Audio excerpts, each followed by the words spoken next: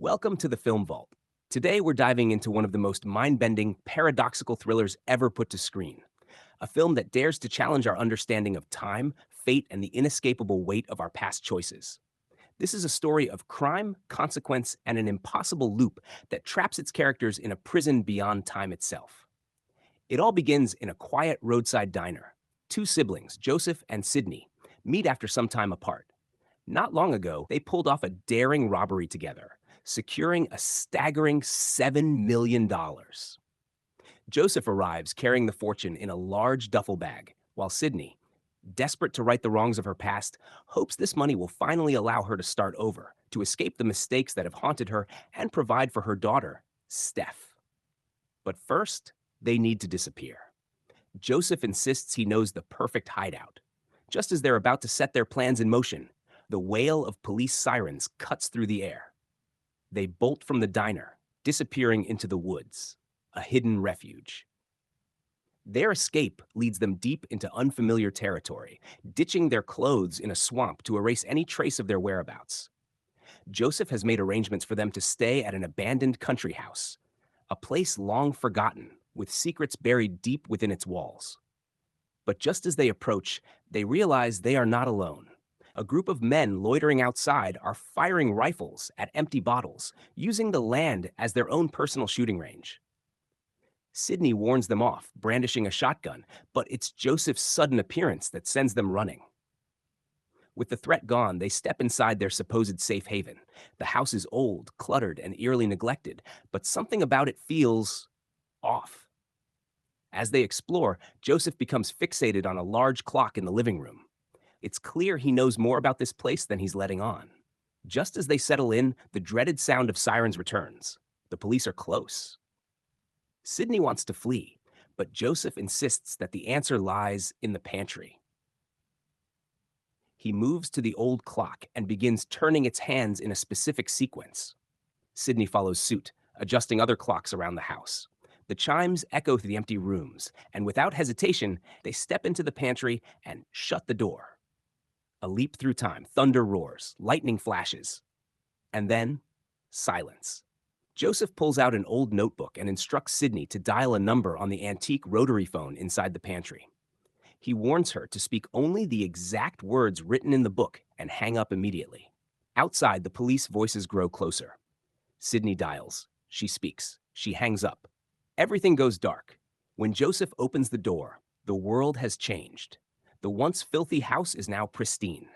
The clocks are still. There's no sign of pursuit, no sirens, no police. They have vanished from time itself. For the next 2 weeks, the siblings adjust to their new reality. The fridge is stocked. The power works. The house provides everything they need. They rest, cook, and strategize about the future. Sydney, still yearning for her daughter, comforts herself with the thought that this will all be over soon. But then, something unexpected happens. A message appears, a warning carved into wood. The pantry door, their supposed exit, is boarded shut. Instead, they are instructed to go to an old mill nearby. As they investigate, they uncover something horrifying. A rotting corpse, bound to a stand, a grim message carved beside it. You are stuck in a loop. Sign below if you understand. Joseph recognizes the body. It's his mysterious acquaintance, the one who gave him the notebook and told him about the house. They are trapped, just as she was. Sydney refuses to accept it. She flees, only to collapse in the field, coughing up blood. The boundary of their prison is absolute. There is no escape. The price of freedom. They return to the house, desperate for answers. Using the safe that appears before them, Joseph contacts the mysterious forces controlling this place. The response is chilling. You do not belong here. Your existence must be erased to protect the balance. But Joseph realizes something. They haven't been erased yet. That means the ones controlling this space want something from them. The truth is revealed. A visitor will come. They must kill him. Only then will they be freed. As months pass, the siblings prepare. Weapons are hidden. Shifts are taken. They search for clues in the house's strange history, uncovering signs that this place has been manipulated for decades. But no answers come until one day, the visitor arrives. A family caught in time. A hooded figure stalks the farm, watching Sidney through binoculars. When Joseph spots him, the visitor opens fire. A deadly game of cat and mouse ensues. The siblings fight for their lives, but when Sidney finally unmasks the intruder, her world shatters. It's her daughter, Steph. The child she longed to return to is the one she was meant to kill. Joseph reacts in an instant. He fires. Sidney moves to shield Steph and takes the bullet herself.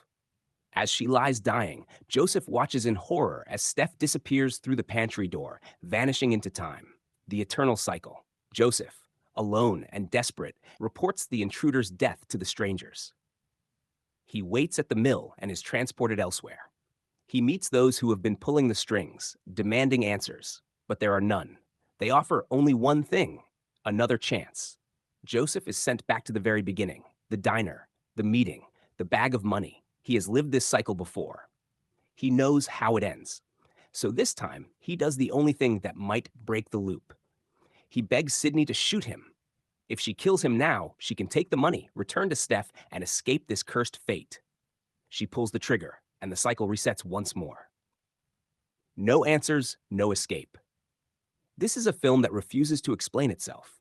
Who controls the house? Why was Steph there? What do these unseen forces truly want? We are left only with questions, trapped in the same looping uncertainty as our characters. Perhaps, just like Joseph and Sidney, we are never meant to understand. Thanks for watching the Film Vault. Until next time, stay curious and keep questioning reality.